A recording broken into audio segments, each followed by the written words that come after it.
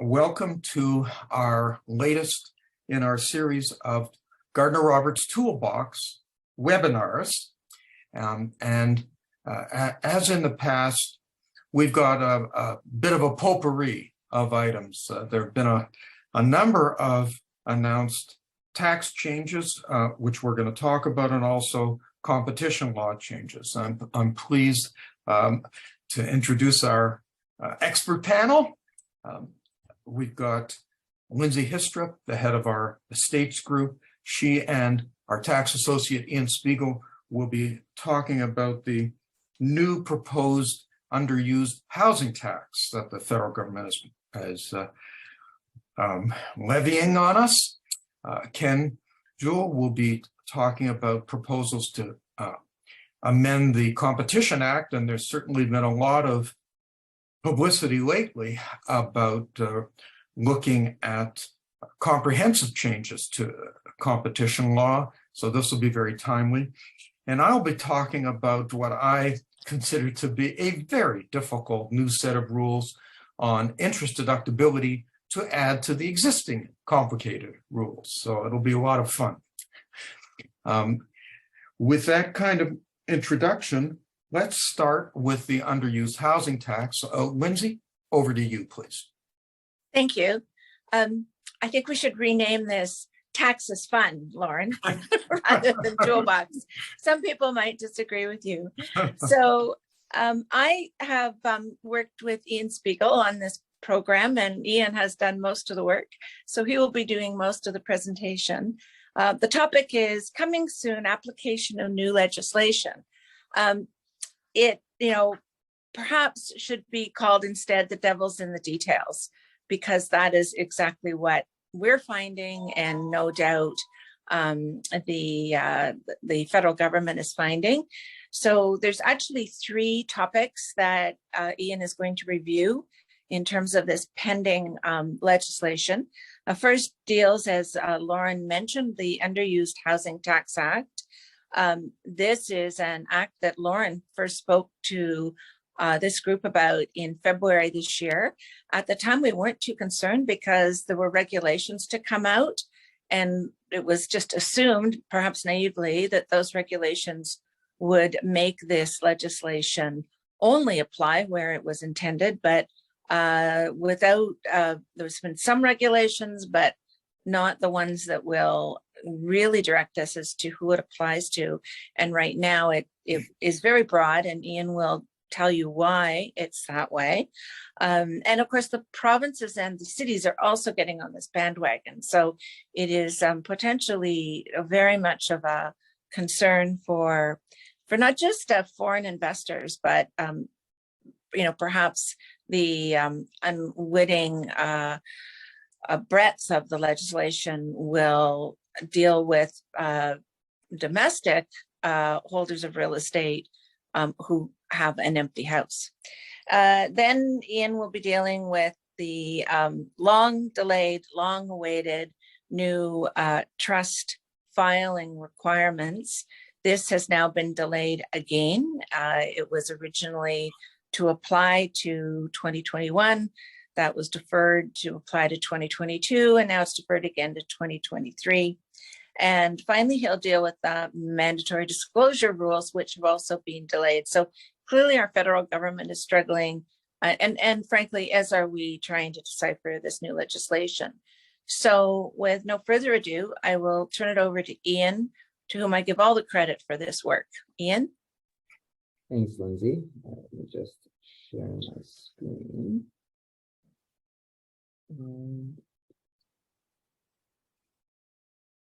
Okay. Yep. As Lindsay said, we're going to be covering three topics today. So the application of the Underused Housing Tax Act. We'll briefly be going over the new reporting requirements for trusts and the mandatory disclosure rules. But again, as they've both been delayed, we won't spend nearly as much time on those as the UHT. So jumping straight in, Bill C-8, which set out the Underused Housing Tax Act, received royal assent, and the application of the UHT is actually going to be retroactive. So it's going to be applicable to the entire calendar year of 2022. As Lindsay mentioned, we have limited regulations under the Act. A lot of the defined terms have not been set out by regulation. So for example, the term underused, we actually don't have a specific definition for that. And prescribed person, prescribed property, which we'll go through a little bit later on, not having regulations has led to some concern with interpreting the Act going forward. So starting with administration and enforcement of the Act, the UHT applies to owners of residential property other than excluded owners. Excluded owner is actually one of the terms we do have a definition for, so we'll go through that a little bit later on.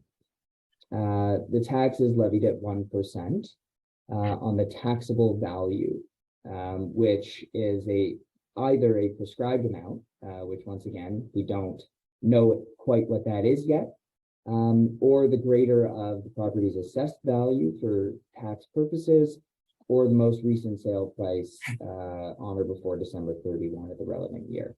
In the alternative, an owner of a property can use the property's fair market value to determine how the 1% tax will be calculated. So in addition to the payment of the tax, there is a filing requirement under the Act.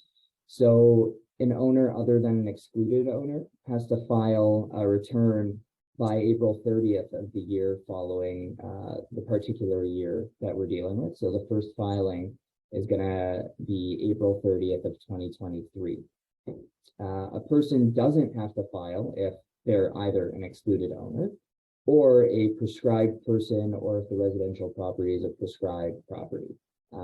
Those terms, we don't know what they mean yet. So it seems as though the filing requirement, at least, is going to be very broad for this coming year. So the tax has to be paid the same day as the filing requirement, by the same day as the filing requirement. So that's April 30th of 2023. And anybody who fails to file the return can be liable for one of these penalties. So $5,000 if an individual, $10,000 for corporations or trusts or anybody other than an individual. So it's the greater of that amount or an amount calculated in one of those two ways shown below. If you fail to file the return by December 31st of the following year, the tax is actually calculated as if you are not exempt from the tax. So for example, if you fall under one of the exemptions from paying the tax, but still have to file, the penalty, as shown in B on the screen, can be calculated as if you were not exempt from the tax. So the tax that would have applied, the penalty is calculated in that way. So we see here the definition for excluded owner. So if you're an excluded owner, you don't have to pay the tax and you don't have to file. Where the term prescribed persons is meant to be sort of a catch-all for anybody not one of the listed items, we still, again, don't know what that means. We don't have the full set of regulations yet. So as we said before, we don't have definitions for the terms underused, prescribed person, prescribed property. So right now, the filing requirement under the Act could apply to private corporations, alter ego, joint partner trusts, bear trusts. This is a significant worry for those of us in the estate planning field, where we use very often bear trusts and alter ego or joint partner trusts to hold property for certain individuals in their estate planning. And now, besides for potentially having to file under the new trust reporting rules, you're going to have another filing. So this very good estate plan all of a sudden has a lot of requirements to follow. So we actually did get our first glimpse at regulations under the Act on November 4th when Bill C-32 underwent its first reading. So this was in regard to certain vacation properties in prescribed areas where prescribed conditions are met. And as you can see, these were actually set out in our introduction to the regulations. So we have a little bit of information, but hopefully more is to come. So we in the estate planning community are pretty worried that you know, the methods we've often used to avoid probate fees are now going to have all of these additional reporting requirements. U.S. residents holding vacation properties have raised concerns. Those concerns might be allayed just a little bit by Bill C-32, but some of the concerns were not properly addressed. And in fact, we don't actually have the prescribed form for filing under the UHT. So we're going to have to hear about that hopefully pretty soon, given that the first annual filing is due April 30th of 2023. So if we don't have, does anybody have any questions at this point on the UHT? If not, we'll move on to the new trust reporting requirements. Okay, I'm not seeing any questions. So, so the new trust reporting requirements were originally released through the federal budget in 2018. Additional proposed legislation making small changes to budget 2018 were released February 4th and August 9th of 2022. And most recently, as we mentioned by the UHT, Bill C-32 underwent its first reading in the House of Commons on November 4th of 2022. So we haven't had royal assent yet on the legislation setting out the new reporting requirements. And Bill C-32 actually sets out that the new rules, as Lindsay mentioned, which were supposed to be for trusts with year ends December 31, 2021, have now been delayed and will only apply to trusts with years ending on December 31, 2023. So this is a nice delay for trustees who are still trying to gather the information necessary for the reporting. And, you know, hopefully it gives the federal government a little bit more time to reassess their inclusion of their trusts under these rules. So right now, trusts are only required to file T3 returns under certain circumstances, generally when they have taxes payable or has allocated all or part of its income to beneficiaries, whereas inactive trusts or trusts who didn't have any income currently don't have to file T3s. As well, there's no requirement to file personal information on trustees, beneficiaries, settlors, or individuals with power to exert influence, otherwise in certain jurisdictions known as protectors. So right now, there's no requirement to actually file that information. So the new rules are going to be applicable to residents of Canada, most express trusts, whether inter vivos or testamentary, so made while the settlor is alive or through their will. And it is applicable to bare trusts. So again, those of us in the estate planning community who use bare trusts fairly often, that's just another thing to worry about. So the new rules say that these express trusts have to file T3s with the following information. So the date of birth, jurisdiction of residence, taxpayer identification number for all of the settlor, trustee, beneficiaries, and persons with the ability to exert influence, again, a protector. So this is a rather arduous task for trustees of certain trusts, and especially for bare trusts. So the trusts, the new trust rules basically say that if you have a class of beneficiaries that that are not identifiable, so long as you've provided sufficiently detailed information on those who are ascertainable, you've met your reporting requirement. And the new rules actually levy a new penalty. So an additional 5% on the highest fair market value of all the property, the minimum penalty of $2,500. So again, just something more to worry about.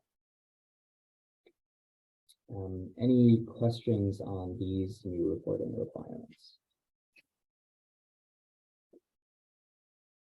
Okay. So let's move on to mandatory disclosure. So the draft legislation for the expansion of the reportable transaction rules and the introduction of the notifiable transaction rules came through budget 2021. They were revised August 9th of 2022, and most recently the government of Canada put out a statement that once again they're still waiting on certain information to come out, and these rules have been delayed, similar to how the Ian, let me just interrupt you for a second. Your screen still shows new reporting requirements for trusts. Oh, that's not good. Sorry about that. Let's see where we are. Here we are.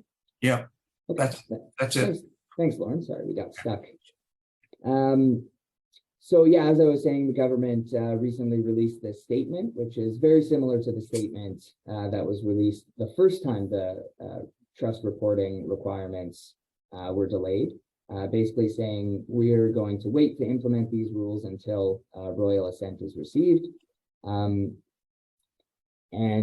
So we are again in just a waiting period.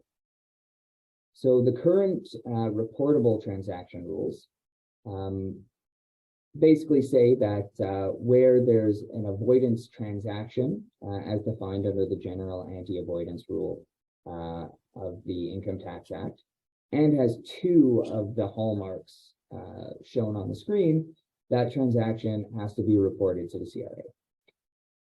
Now, those rules have been changed where the transaction has to be reported if it can be reasonably concluded that one of the main purposes of entering the transaction is to obtain a tax benefit. So that's a lower threshold than the general anti-avoidance rule, and it lowers the hallmark requirement to meeting only one of the three hallmarks. So a lot more transactions may be caught by these new rules.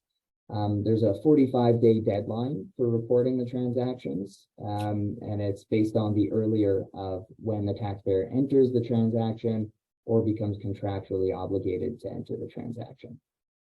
So all relevant parties in the transaction have to file a return. So not just say the purchaser. There is an exemption for a lawyer where solicitor-client privilege is an issue. And the penalties on non-compliance with the reportable transaction rules can be upwards of $100,000. So the notifiable transaction rules are going to be somewhat similar to the reportable transaction rules. If enacted, excuse me, the minister is going to be given the power to essentially designate certain types of transactions as notifiable transactions, which would require disclosure under these rules. So as of now, we have 6 sample types of transactions that would be caught by the new notifiable transaction rules. The rules essentially say that the transaction in question will only have to be substantially similar to one of the above scenarios. Obviously, any gray area would be interpreted in favor of disclosure. So in favor of the Minister of National Revenue in that case. That concludes the topics I was discussing. If anybody has any questions.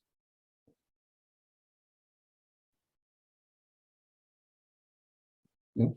Okay, we may get them later. Thank you very much, Ian and Lindsay. Let's move from tax to competition law. And Ken is going to talk to us about drip pricing and the new legislative proposals. Okay, can everybody see my screen? Yes, we can. It's great. All right, great.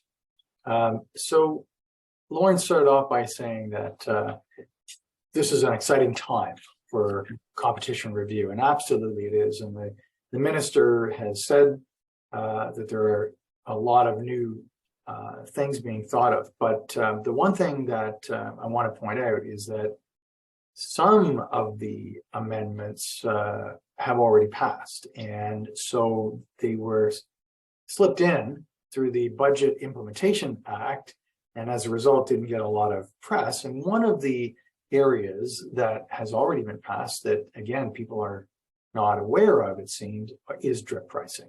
Those amendments are in fact in place. So let me talk about what they are. So first off, let's just talk about, and before we actually get into the provisions themselves, let's talk about what is drip pricing.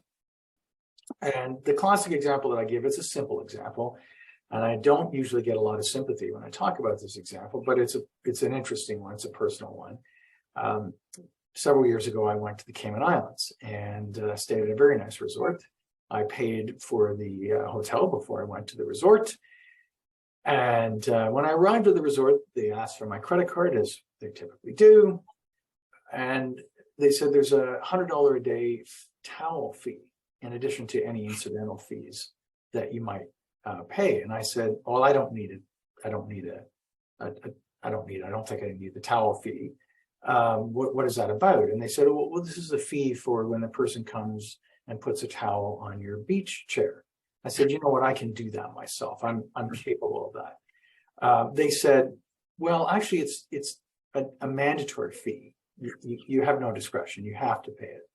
So we were staying there for a couple of weeks. So that was a $1,400 additional fee. That is a classic drip price because it's too late. You're already there. You're at the place. So you have no options. You can't exactly say I'm going to negotiate with a hotel across the street. And so you're stuck.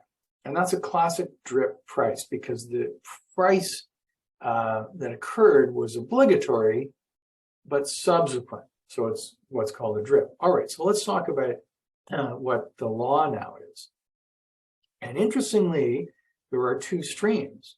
And this should give people some sense of alarm because they have both used a criminal stream and a civil stream. And so the criminal stream of misleading advertising has now been adjusted so that if you, and it requires a mens rea requirement, but if an organization knowingly or recklessly makes a representation to the public that's false or misleading in a material respect, that's a criminal offense.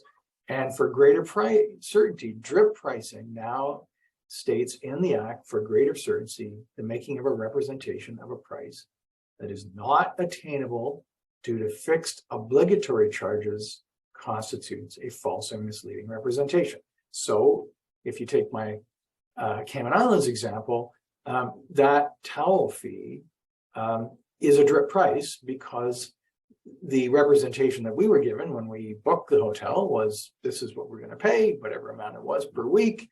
And that was actually not attainable because there were fixed obligatory charges that we didn't know about. And so that is a classic drip pricing. It's also, and more likely to be pursued in the administrative track, which uses the very same test. Note in this deceptive marketing track, there's not a requirement that the Competition Bureau show a mens rea requirement. Okay, in the administrative track, at least there is a due diligence defense. And this is important because as I'm telling you about this, and you're thinking about your own organization and taking steps to ensure that there isn't drip pricing, you should have some comfort that at least in the administrative track, there's due diligence as a defense. And of course, in the criminal track, they have to show mens rea. So I've written about drip pricing. It's an article that I put in the slides here in the context of digital advertising. And digital advertising is the new game in town. And one of the reasons that I wrote about this was that I was counsel when I was at the Competition Bureau on an interchange in the Ticketmaster case, which was a drip pricing case. The thesis that I advanced in that article, and I'll leave it to your reading if you so would like to read it, is the complexity of the product ought to be a governing principle, such that if it's a simple product, like a ticket to a live event, the first screen that a consumer sees should display all-inclusive information, such as pricing. However, where the product is more complex, and you can, for example, now buy a car online, that makes it much more complicated because obviously it's impossible to put all of the all-inclusive pricing for the car on the first screen. And in my submission, there has to be some adjustment for that. Okay, so let's talk about how this works. And this is kind of fun stuff in the digital world because much of our advertising today is digital. So I want to walk you through how this works. And typically what happens is you go on, if you use the Ticketmaster example, you go on to buy tickets. And the first screen that you will see in the old system would say, for example, Raptors tickets, $200. And that was ultimately resolved by way of a consent agreement with the Competition Bureau. But let me just take you through what it looks like. So the first screen that you would typically say would say $200. And then as you work your way through the system, selecting the seats, you would get a button that says buy now. So you click on the buy now button and it says we're now getting your seats. And after you finally got your seats, you would be given the credit card payment information. Under the old system, now for the first time, you would see that the seats were not $200, they're $250 or $275. Classic drip price. Because the $200 that you saw on the first screen was the face value of the tickets. But of course, Ticketmaster has to make a profit, rightly so. And there's taxes and other incidentals. So the drip is you finally see this before you put your credit card down. Now, you might say, well, what's the harm in that? I mean, they're not, you clearly know before you put the credit card down what the amount is. But the Bureau took the position that that was misleading because the first screen that you saw wasn't truthful. And I'm going to take you through some psychological data that shows that there's some good psychological argument to suggest that, in fact, that first screen has a greater impact than you would think. And so what happened was after the Competition Bureau case, as part of the resolution, Ticketmaster, to their credit, I have to say to their credit, revised their platform. And now the screen that you see here is what it looks like now in Canada, not in the United States, by the way. In the United States, the old system applies. But in Canada now, if you want to get Raptors tickets, for example, you go on, it'll show you an example like this. It'll say section 103, row D, the price is, the all-inclusive price is $220 per ticket. And that's made up of 181 face value plus fees of $39.82. And therefore it's all-inclusive, and you can see the total price right there. So this is what the new law basically requires. So let's talk about some of the law with respect to the impact of the first screen. There had been a case called Bell Canada and Cogeco. It was a civil case. And Justice Matheson granted an injunction with respect to the first screen, because the first screen in that case had advertised internet process and the speed of the internet process. And she said, it's at least arguable that for the purposes of Section 52, the misleading advertising provision, the court should consider what the consumer would see on a single screen. And so that gave some recognition to the importance of the single first screen. That was later cited in a case called Adrianen and Bosch Health. And this is an important case in the context of advertising in the health industry. So when a consumer arrives at the landing, i.e. the first website page, they saw cold FXR is a natural health product proven by science. Dangerous words. Natural health product proven by science. And in that case, the court certified an action against Bosch with respect to that advertising as potentially misleading under Section 52 of the Competition Act. So now let's go back to this is kind of the fun stuff. I've given you the law, you know the law. Here's the fun stuff. There's some really interesting findings about the psychology of this. And I'm just going to give you an example and walk you through a personal example to illustrate how it works.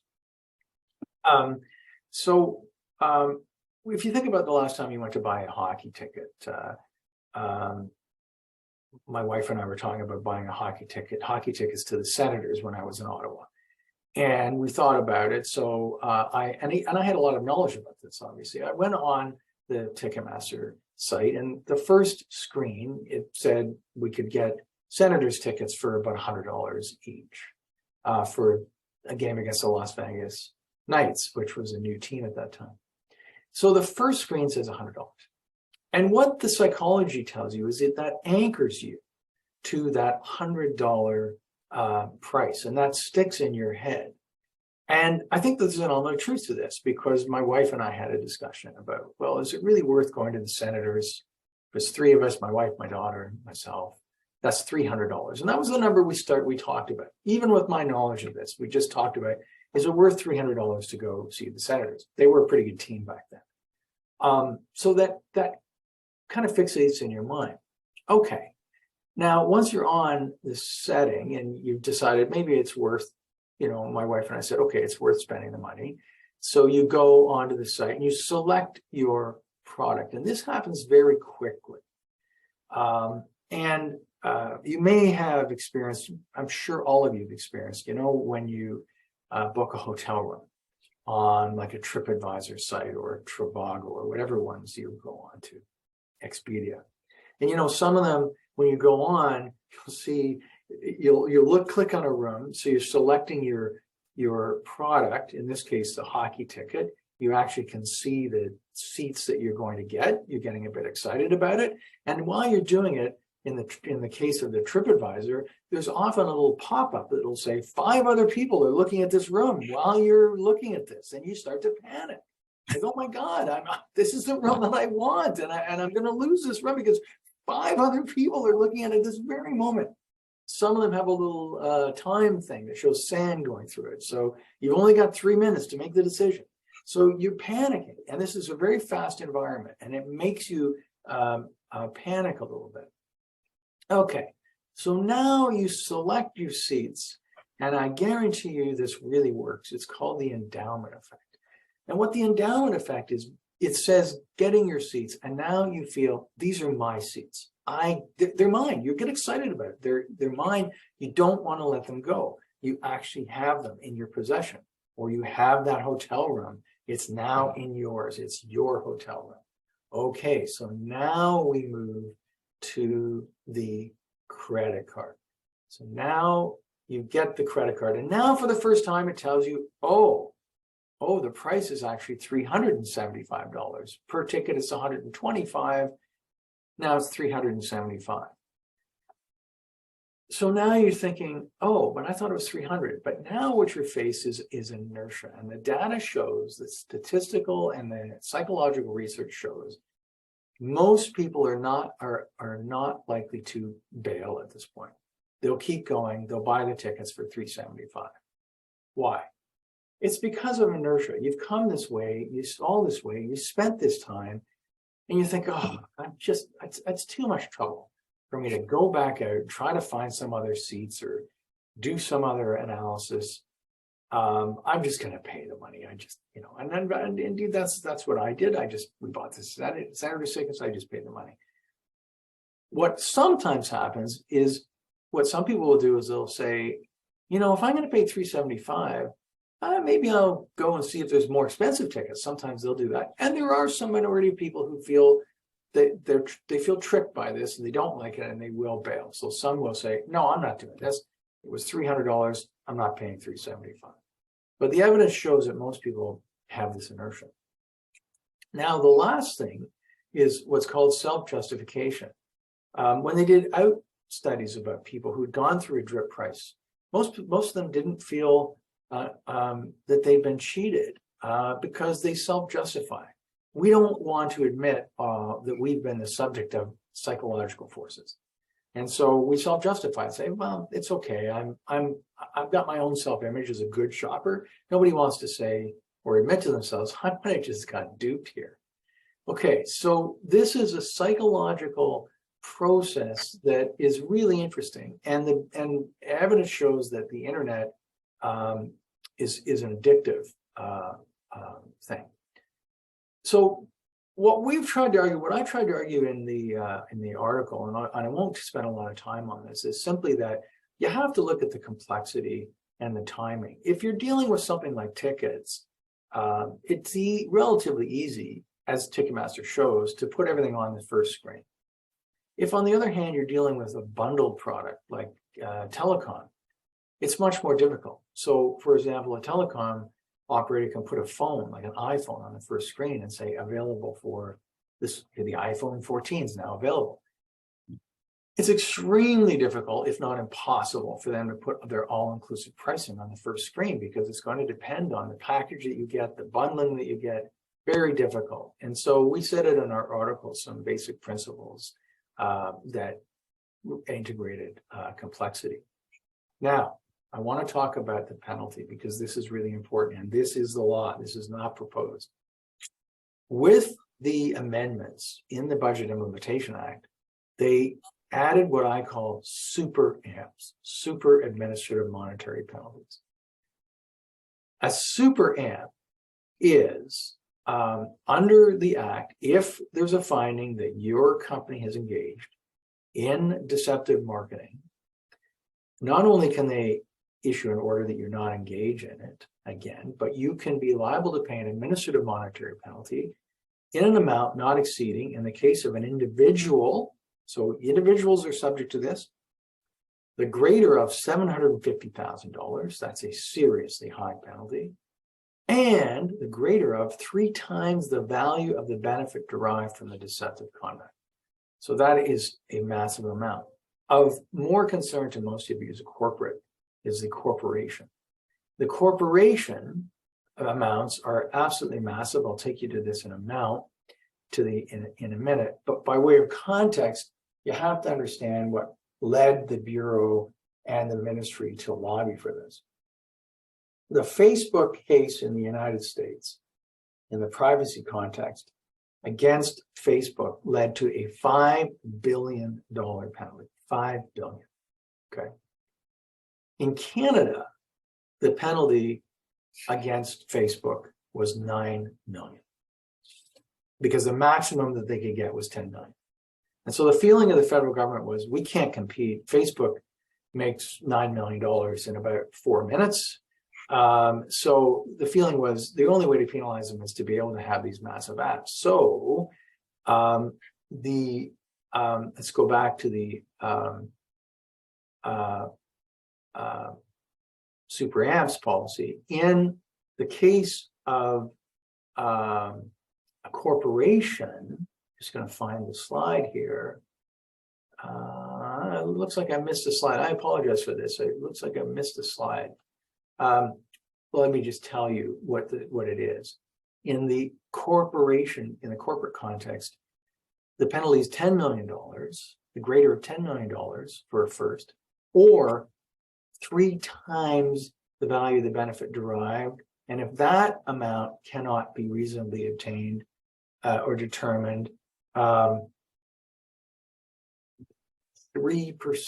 of the gross annual revenue of the corporation. 3% of the annual gross revenue of the corporation. So it's potentially a massive amount that could allow for a $5 billion penalty. It's serious. So that is potentially what could occur. I apologize again. I thought I had slides on the corporate side. I did, but somehow they got omitted.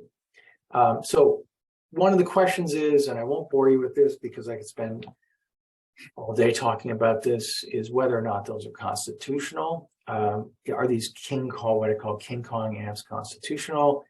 The Gandon decision is the leading light on this. I was counsel in this case. Again, I could talk about this all day long if there's questions. It's a balancing test. There's a lot of talk. There was a lot of talk at the competition conference that I was at about a month ago about whether or not these new super amps are constitutional. There's a lot of chatter that they may not be. There's lots of cases that I put in the slides that have upheld these amps up to date, but the thinking is that at some point the magnitude may be of such a great magnitude that it really is a disguised criminal offense.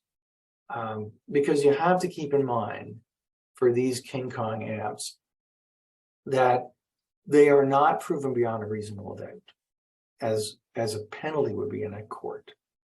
They are, the standard of proof is balance of probabilities. They are not necessarily proven in a court. They can be under the Competition Act, but they can also be, and the Competition Bureau usually goes to the tribunal. So you're in front of an administrative tribunal with relaxed evidentiary standards facing a potential penalty of $5 billion. And there are some who think that exceeds a magnitude that is reasonable, that ought to be penalized only in the criminal form if you're into this high level, because at some point there has to be a threshold. Otherwise, why would the government ever proceed in the criminal realm? They've got these new amendments that I showed you, but why would you? What's the point? I'll just close on that. What's the point of using that criminal element, which you have to prove beyond a reasonable doubt, if you can get a $5 billion penalty against the company using the administrative monetary route with lower standards, both with respect to the balance of proof and with respect to the evidentiary standards? There's really no difference. So why would you ever use a criminal route? And that's arguably, that's where there's a constitutional argument to say there has to be a dividing line between these two. Otherwise, it doesn't make any sense. Last but not least, I'll just close on this. For individuals, this is something that regulators are thinking about. If there's an administrative monetary penalty imposed against an individual, the question becomes, does that transcend a bankruptcy? If it's a criminal penalty, the answer is no. Criminal penalties, fines, do not transcend bankruptcy. Sorry, they do. Sorry, let me rephrase that. Criminal penalties transcend bankruptcy. So you can get a discharge from a bankruptcy as an individual normally under normal circumstances. But that does not extinguish a criminal penalty. So if you've got a $700,000 criminal offense penalty against you, even if you get a discharge, it doesn't extinguish it. Chances are you're not going to get the discharge in any event because you've got this $700,000 penalty. What happens if it's an administrative monetary penalty? The Bankruptcy and Insolvency Act is split on this. There's cases going both ways. The Alberta Court of Appeal on Hennig says it doesn't survive. The BC Court of Appeal in Punian says it does. So that's just with respect to individuals. Again, I could talk about that all day long. I think I'll just stop there in the interest of time. This is a really new, exciting time in the competition world. There's more debate coming about the future of the Competition Act. Just a really exciting time to be a competition lawyer, and I'll just stop there. Thanks. And let me ask a question or make a request, if I may. You mentioned briefly in passing an interesting case, a tax case that crosses over into the competition area, Guindon. I wonder if you could just, for our audience, give a little summary of why that's an important case. Well, it's an important case because this case dealt with the tax preparer section. And if you are, as a tax preparer, either a lawyer or an accountant, and you are file or a party to the filing of false documents, in this case, Ms. Guindon was a party to the filing of documents that supported a tax sham. It involved Turks and Caicos gift charity program that was a sham. She signed off the documents, and she was a family lawyer that was paid $1,000 for her efforts. But the reality was there were 135 different tax shelters that she signed off on. They were false. The penalties were on average about $2,000 to $3,000 per penalty. And so the total AMP in that case was over $500,000. She made the argument that this was a disguised criminal penalty, that it ought to be only prosecuted in the criminal area. I was brought in as counsel of the Supreme Court of Canada because they were citing my book. So that's why I came in. And what the court did in this case was upheld that and said, this is constitutional. It is not disproportionate in this case. And they set out this 4-point test of constitutionality.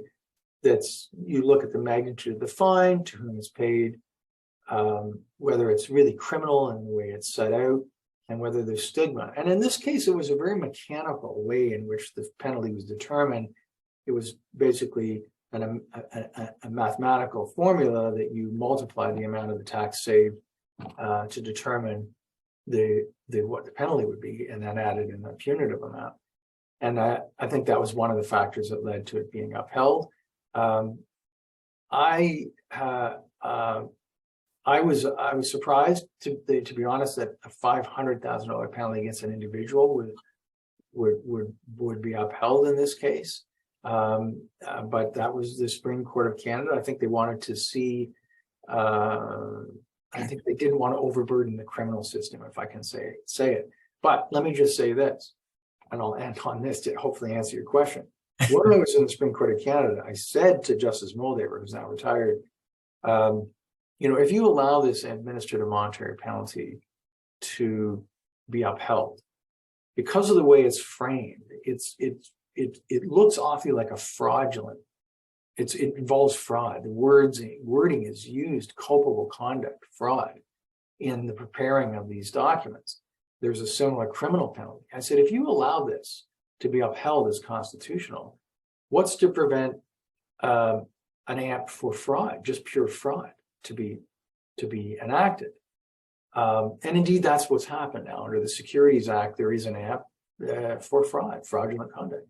And so the question becomes, well, where's the dividing line? Again, I said this to the court: if you can get an administrative monetary penalty for fraud at a lower standard, why would you ever use a criminal system? And so what you're seeing now is less and less use of the criminal system with the higher standards, and more use of the administrative system. And that puts everybody at risk, because this is an easier route for the prosecutors and the Bureau or others, security officials, to go, or for the IRR, or for the IRS, the CRA to go. And so it's an important case. I think Guindon may be revisited at some point. And I say that because there were only 4 judges in the majority. The court sat as 7, only as 7, because Justice Cote had been just appointed. and couldn't sit. McLaughlin stepped off. The judges who wrote the majority have all retired now, all of them. So I think that there's maybe someday in the future, we may see a revisiting of Gandon. And I think these super amps that are now enacted in the Competition Act may be the route to revisit it. So we'll see. See what happens. Ken, that's an excellent presentation. Thank you. I Thanks. just might add one supplement to that. The use of the administrative justification as opposed to the criminal not only puts all of us as advisors at risk, but when the prosecution is applied, there are fewer protections because it's not now a criminal prosecution. And that's troubling as well. Absolutely. Absolutely. Okay. So I will now share my screen. Okay. Here's the final presentation for today. I'm going to be talking about the new rules limiting deductibility of interest and financing expenses. And this is a new tax. I'll talk about the purpose of it, the initiative of the Organization for Economic Development and Cooperation, the OECD. Ian has talked about new rules for trust reporting and the notifiable and mandatory disclosure rules. Those are also part of the OECD initiative, which in our Toolbox webinars over the last couple of years, we've talked about this in various areas. This international tax regime, I'm going to say revolution, because there are some very significant changes which we need to be aware of. I'll talk about the substantive provisions in these new rules.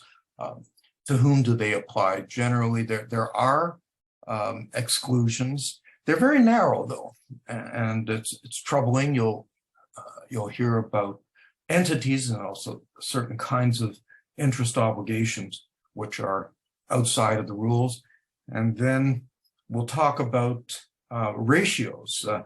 There's a formula that is part of the OECD initiative that Canada has adopted, limiting a percentage of interest expense. And then finally, a little bit of relief. If you have a denied interest deductibility, there is the ability to carry forward and apply against future income, but subject to streaming rules similar to the losses being carried forward, business losses. So let's first look at the purpose. They implement the BEPS, the base erosion of profit shifting initiatives, to limit through what is perceived to be the erosion of the tax base through the use of what the OECD, and here I'm quoting from the technical notes of the Department of Finance, through the use of interest and other financing costs to achieve excessive deductions or to finance the production of exempt or deferred income.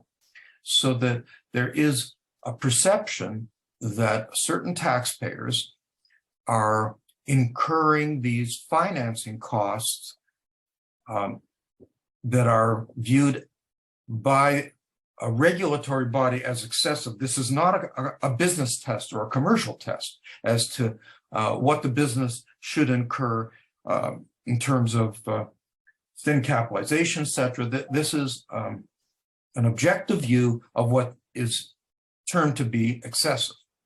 And we'll come to what the fixed ratio is that will be permitted. And we'll see the main targets, but then how these are. The approach I'm going to suggest is more like a shotgun. So to me, there's a fundamental question here as to whether this is good tax policy for Canada. Even though the OECD is pushing this internationally, and is this something that makes sense in the Canadian context. So, for example, arguably, if a Canadian corporation is incurring third-party interest deductions, so that, again, this is focused on, let's say, borrowing from a bank or a non-bank lender that is not related to the borrower. If you're borrowing that, and in particular cross-border borrowings, that's going to be viewed as aggressive, and you could be faced with denial of interest expense. So if you're a Canadian company looking to raise money internationally, this could be a real impediment. We'll get into some of these questions, but in the introduction of this legislation, there doesn't seem to be very much discussion about the wider economic implications. The focus of the federal government is that of the OECD, that base erosion is presumed in this context. Let's start with looking at what the existing regime for deductibility of interest is. It's already pretty complex and restrictive. We start with paragraph 20, bracket 1, bracket C, interest deductibility. In general, in order for a Canadian taxpayer to borrow interest, there has to be a legal obligation to pay in respect of borrowed money used to earn income from a business or property. And we will, the courts have told us we have to look at the use of the borrowed funds, not just the purpose of it. And it's been interpreted in a number of cases very narrowly. So we have to be very careful, even with the general rule on interest deductibility. It's not wide open. But then looking at cross-border situations, we've had for a number of years restrictions on thin capitalization. It started out as being a restriction based on debt to equity of 3 to 1. It's narrowed to 1.5 to 1 now. And we look at non-resident related shareholders holding 25% or more of the equity of the Canadian borrower, and if we're paying interest to directly or indirectly to that related non-resident, we've got to be paying interest to get the deduction within that 1.5 to 1 ratio. If we exceed that ratio with too much debt, the excess interest is disallowed. Therefore, it's going to be included in income of the borrower and taxed at corporate rates. And there's a deemed dividend subject to non-resident withholding tax on the excess portion that's going to the non-resident lender. So those are restrictive rules that many other countries, the United States has similar restrictive, that they call them interest stripping rules, but similar to our thin capitalization. Now we add to it transfer pricing under Section 247. If a Canadian taxpayer is engaged in buying or selling goods or services with a non-resident related entity, the amounts paid or received have to be, in essence, reasonable. And under the transfer pricing rules, there are a number of ways in which reasonableness can be tested. There could be comparable prices that are charged for, say, the purchase of similar goods, and so on. And there's a hierarchy of various methodologies that have been created, updated, and so on with the OECD under their model tax treaty, which Canada follows, and various commentaries that the Taxation Committee of the OECD comes up with, which our courts have paid attention to over the years as helpful to understanding the basis for the transfer pricing rules. And then finally, about 3 or 4 years ago, the federal government introduced the foreign affiliate dumping rules. Here, there was a concern that if a Canadian group of corporations, let's say, sets up a subsidiary abroad, and there are after-tax profits in that subsidiary, it could be in a high-tax jurisdiction like the United States, or a low-tax jurisdiction, say like Barbados, and the after-tax proceeds could be paid back as a dividend to Canada, but looking at the tax rules, which are somewhat complex in terms of which bucket the after-tax surplus of the foreign affiliate fits. Some active business income profits may be repatriated as tax-free exempt surplus dividends, but other sources of income, which go into a box called taxable surplus or hybrid surplus, come back on a taxable basis. And so some multinational corporations, instead of paying a dividend back, would lend the money back from the sub to the parent or related company in Canada and avoid having that included income that was viewed as unacceptable. And so now we have these rules, which are similar to the shareholder loan rules in Section 15 of the Income Tax Act domestically, which would say that if the affiliate lends the money back to the parent or related Canadian resident, and the loan remains outstanding for more than a year after the year in which the loan was made, it's deemed to be a dividend. And so if it comes out of taxable surplus from the subsidiary, it'll be subject to full tax in Canada, even though it's a loan. So that's another part of the complicated rules we have to worry about in terms of current interest deductibility. Now, the next slide, I give an overview. How do these rules work? Well, we start with the limitation on interest and financing expenses, and I'm going to call it IFE during this presentation just for ease of description. And we look at how much we have to pay in IFE, but we net that against revenue. The Canadian borrower may have revenue from its lending of money or earning of financing revenue from other sources, NIFE, and all of that, or that rather that net amount, is applied to a fixed percentage of what is called adjusted taxable income, or ATI.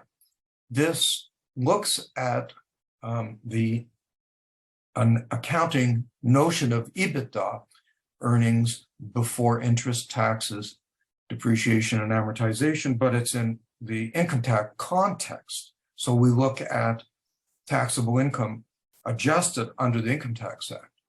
And the fixed ratio in the first year, starting next year, 2023, is we can only deduct 40% of that net amount. Following that year, starting in 2024, it'll be limited to 30%. So on top of all those earlier rules, which we have to worry about, if you have what's now going to be perceived to be as aggressive base erosion, you can only deduct 30% of the net interest financing expense. To whom do these rules apply? And as with many amendments to the Income Tax Act in the last few years, it's not targeting a particular group. It starts with the universe of all corporations and trusts are caught. But we have to look for exceptions to be carved out of that universe. One would think that these should be pretty generous. Well, actually, it started out with lower figures when first announced last year, but because of submissions, particularly from the Joint Committee of Lawyers, Tax Lawyers, and Tax Accountants, the most recent changes in this month, in November, that were announced by the government have broadened the exclusions. So first of all, if you have a Canadian-controlled private corporation, CCPC, that has less than 50 million of capital employed in Canada, you are excluded from these rules. So the opposite of that means that very large CCPCs with 60 million of capital and more, these are caught. So one has to think, well, just because they're large, why should they be presumed to be eroding the base by paying money from, let's say, Canada to the Cayman Islands? But that's the implication. And similarly, the second test is, well, if you can't meet the 50 million of capital, if you have net financing interest expense, NFIE, of $1 million or less, and it was originally going to be 250,000, but they bumped it to $1 million. But still, one has to think about the economics of imposing this restriction on interest expense to very large corporations that are not engaged in the aggressive tax base erosion. Then the more general approach is excluded are certain groups that operate mostly in Canada, but, and this is going to be, I'm sure, the subject of litigation. And no non-resident is a material foreign affiliate. So the exclusion is if the foreign affiliate is worth less than $5 million, it's not material. But there could be lots of bona fide foreign affiliates that are worth a lot more, but they taint the exclusion, and the Canadian borrower is caught if there is a material foreign affiliate, or if a non-resident holds a significant interest, and this would be shares in a corporation, or because this applies to trusts, it could be a non-resident beneficiary holds a significant beneficial interest in the trust. That non-resident participation, let's say, taints the exclusion. So, and the final point is no group member has any significant amount of interest financing expense payable to a non-arm's length tax indifferent investor. Under the current Income Tax Act, that's defined to include parties or taxpayers exempt under Section 149, very broad, charities, not-for-profits, and so on. They're tax indifferent. So the government now has shifted the focus. The OECD starts with a focus of shifting profits from high tax jurisdictions to low tax jurisdictions. In Canada now, we're looking at all within the Canadian jurisdiction. It's viewed as abusive if borrowings are made between taxable investors and non-taxable investors. To me, that's, again, overkill. So looking at the implications of these rules broadly, are Canadian companies going to be able to attract non-banks financing, for example, because a non-resident gets a participation which may not be huge, but could be enough to taint the Canadian borrower and limit the ability to deduct interest? Canadian borrowers are not going to be able and want even to attract non-resident capital, which is a very significant impediment to growth of our economy in Canada. And again, looking at that material foreign affiliate, the whole thrust of international policy from a Canadian point of view for the last 35 years has been to encourage Canadians to set up foreign affiliates in countries with which we either have a tax treaty, we've got about 95 of them around the world, or a tax information exchange agreement, and that's with a lot of tax havens around the world. We've got about 15 of those, but they're all to encourage the establishment of real businesses, active businesses being carried on in those foreign jurisdictions because they're viewed as generating wealth and employment back in Canada to support the international structure. But the opposite is going to be the case here. If we are successful with foreign affiliates, we limit the ability of the Canadian parent to borrow money, which to me is totally counterproductive. Let's look a little more detail about the interest and financing expenses and revenues. Here, they would also include not just amounts which are currently deducted, but capitalized. So typically in a real estate development, if the developer is incurring interest at the beginning without revenue, they can add to capital cost the amount of interest and claim capital cost allowance in the future.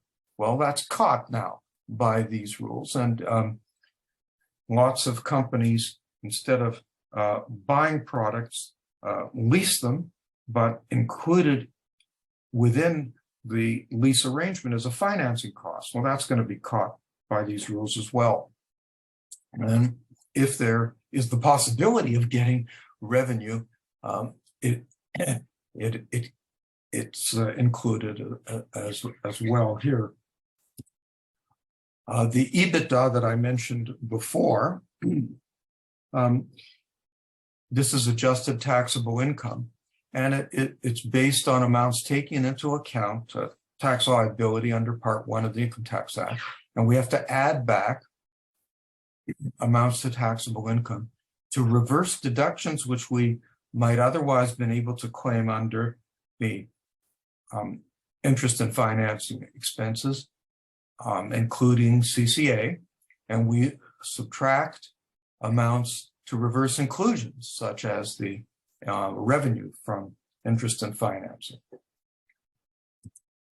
Excluded interest, this is welcome relief, but it's narrow. If you have a Canadian borrower and a related Canadian lender, then together they can jointly elect that in the case of interest on debt or lease financing expenses where there's a lease, they can be excluded from these rules.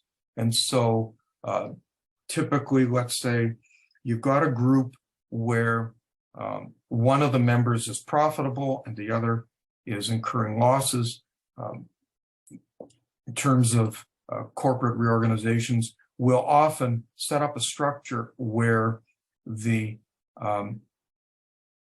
companies that are profitable lend money to the companies that have losses, and the offset of the profits against the losses can be a facsimile for consolidation. This excluded interest rule permits that to take place. To encourage another item of relief, to encourage infrastructure, the new rules incurred in respect of an agreement with a Canadian public sector authority to design, build, and finance real property owned by the authority, that can be excluded from the rules.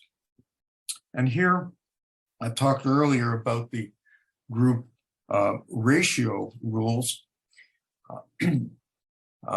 So we start with that notion of the 30% limitation, but that looks at a single taxpayer in Canada. There may be a group of corporations, domestic and international, and if it can be shown that the ratio applicable to the group, if applied to the Canadian borrower, would be greater than what the 30% would allow then the Canadian borrower can take advantage of that more generous group ratio. So here, at least it allows for third-party financing where it's viewed as being economically justified. That can be applied and allocated to the Canadian subsidiary. This is another item of relief. Let's say that you've got net interest financing expense that has been incurred, but it's greater than what's permitted currently because of the 30% ratio. There is the ability to utilize that either by carrying it forward. So if there's excess capacity, you can apply it against adjusted taxable income for that year. And that unused excess capacity can be used in a future year for the taxpayer's own interest expense, or it can be transferred to a related member of the group. And it can, if it's not used, if it's unused excess capacity, it can be carried forward for 3 years to reduce interest and finance expense that would otherwise be denied, and that's known as absorbed capacity. All these new terms that we're going to have to learn. But if you don't have sufficient unused capacity, you can transfer it to another group member that has cumulative unused excess capacity, and that's called received capacity. So we've got carry forwards of interest and financing expenses to a future year. Technically, there's no carryback, but where I mentioned earlier about the excess capacity with a 3-year look back, it's viewed as being sufficient to cover that. So we can deduct the interest, carry it forward for excess, and so on. Typically, when there are amalgamations or windings up of Canadian corporations, the existing tax accounts, whether they're losses or tax credits, can be continued in the amalgamated corporation, or if it's a wind up into the parent. These new rules provide for similar continuity of the ability to carry forward excess capacity and so on. And there are certain transitional rules which give a little bit of relief also. Here, there is the ability to look at what happens before the new rules come in 2023. And if the rules would have been applicable and the taxpayer would have had excess capacity, it's possible in the transition to utilize that notional excess capacity for deductibility purposes. And so there is a good look back rule. And that completes the discussion that I wanted to present on these new complicated rules for interest deductibility and financing expenses. And we're open for questions on this presentation or on any of the others that anybody in our audience has.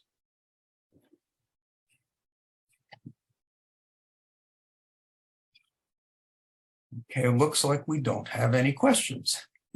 So I'm going to want to, first of all, thank our presenters, Lindsay and Ian, on the first set of rules, Ken on the second, and I'm going to thank the audience for your participation today. The webinar has been recorded and will be uploaded onto our website and will be available. Oh, I think we have a question here. Yes, the question is, can we email them? Yes, they'll be on the website and you'll be able to download them from the website. Probably starting tomorrow. It usually takes 24 hours to complete that, but you'll have that available. And so thank you all, and look forward to seeing you at our next Toolbox webinar. Bye for today.